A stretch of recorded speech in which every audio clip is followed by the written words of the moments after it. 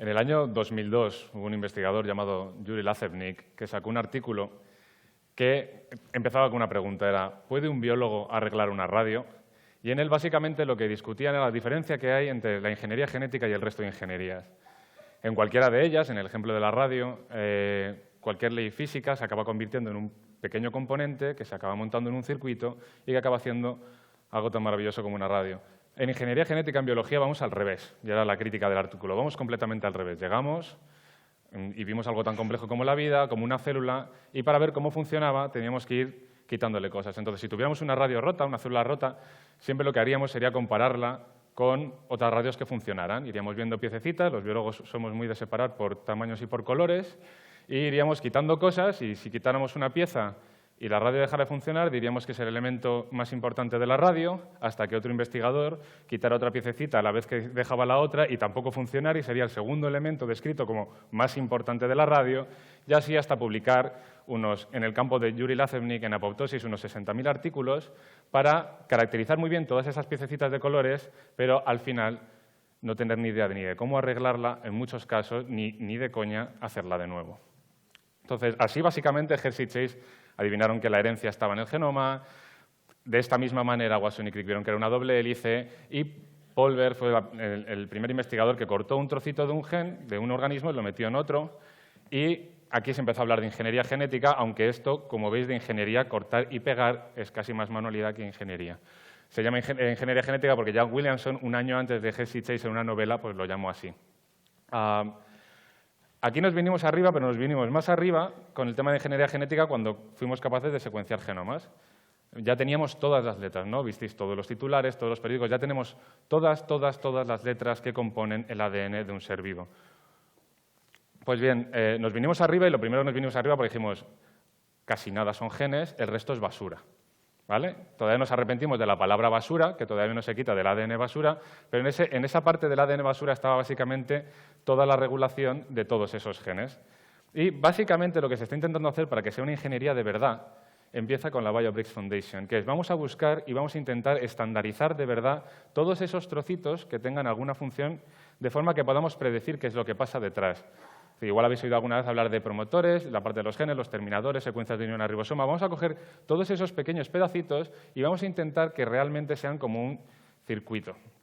De hecho, básicamente es eso, escoger esos terminadores, promotores, para poder hacer pues, sensores de luz, que sabemos que existen en el genoma, receptores, emisores, todo lo que podamos poner un input y tenga un output y lo podamos medir. Así podremos generar sistemas que podamos meter dentro de cualquier microorganismo para usarlo como chasis, como el que tiene una radio.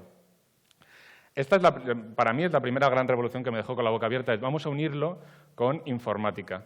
Vamos a hacer una caracterización fina de todas esas piezas, y de todas las que estén fina de verdad la vamos a meter en un programa. Entonces tú vas a poder coger y decir, pues mira, quiero hacer un circuito genético que realmente cuando haya luz se active otros dos genes que a su vez repriman otros dos y que al final genere un pigmento. Entonces tú lo puedes meter en un programa ahora mismo, lo podéis bajar, se llama Eugene, y podéis decir, vale, pero quiero que pase como en electrónica, quiero que me digas si esto realmente va a poder funcionar o no. Entonces el programa corre y te dice, pues mira, no. O mira, tiene papeletas, entonces tú le das a un botón, porque la gran revolución es desde que podemos sintetizar genomas. Ya no es leerlos, es sintetizarlos. Entonces ahora mismo puedes hacer esto, ver que funciona, darle un botoncito, pagar, y te envían la secuencia a casa. De esta manera hemos conseguido coger sistemas muy complejos con un montón de genes e intentar decir, vale, pues vamos a hacer todo este elemento, todo este circuito, los pedimos, los probamos y otra vez nos vinimos arriba, casi el 90% no funcionan. Y no funcionan por algo, y es que ahora mismo sabemos todas las combinaciones de palabras. Ahora vamos sabiendo todos esos biobricks, para qué sirven, cómo funcionan, pero es como un idioma. Entonces, ahora nos falta alguna gramática, ya sabíamos que los genes antes tienen un promotor y después un terminador, pero no era suficiente. Es decir, estamos intentando hablar un idioma del que solamente sabíamos las letras. Y hay algunas restricciones que vamos conociendo. Lo bueno de la síntesis, lo bueno de poder, con un ordenador, diseñar un genoma, sintetizarlo y probarlo, es que podemos curar mucho el método, podemos darle muchas vueltas y cada vez que nos equivocamos podemos darnos cuenta que si cambiamos los elementos de sitio podría funcionar bastante mejor.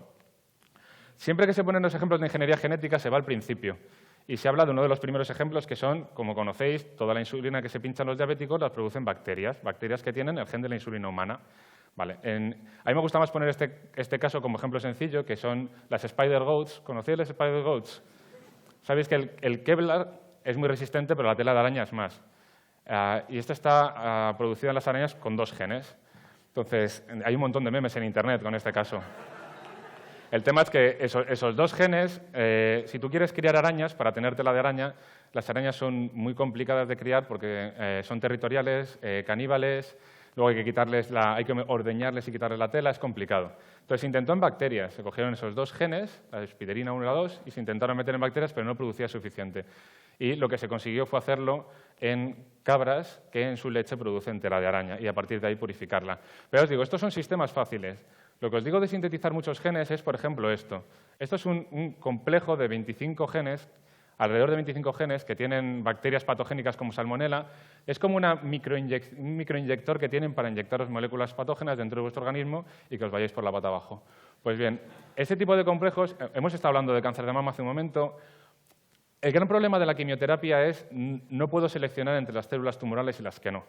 Entonces, si yo pudiera diseñar una bacteria que se metiera en tu organismo, que fuera solamente al sitio donde tienes el tumor, se pegara a él, desarrollara ese microinyector y metiera moléculas antitumorales en justo las células del tumor, salvaríamos toda esa parte. Pero para eso hay que regular todas esos genes que veis. Esas flechitas son genes, ¿no?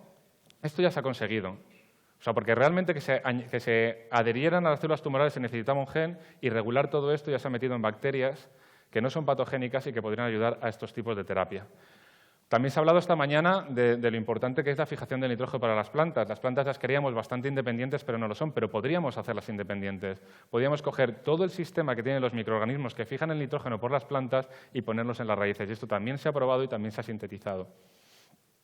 Y bueno, lo último lo conocéis, ¿no? Craig Venter, hace unos años, sintetizaron por primera vez un microorganismo entero que se llama Mycoplasma laboratorium y que por primera vez es capaz de dividirse solo y que se dice que es el primer microorganismo cuyo padre es un ordenador. Entonces, ya hemos llegado a este nivel. A partir de ahora podríamos intentar hacer cada vez vida un poquito más compleja gracias a conocer todos esos pequeños componentes. Quiero cerrar la charla se llama Ingeniería Genética para cambiar la historia. Todos tenemos 1000 ejemplos. He intentado sacar algunos que no fueran de guerra. He preguntado a Iñaki, a todos los ingenieros, de cómo la luz cambió la historia, cómo la radiofrecuencia, mecánica de fluidos. Tenéis 20.000 ejemplos de aparatejos que nos han cambiado la vida. En el caso de Venter, ese micoplasma, le pusieron 4 marcas de agua en el genoma.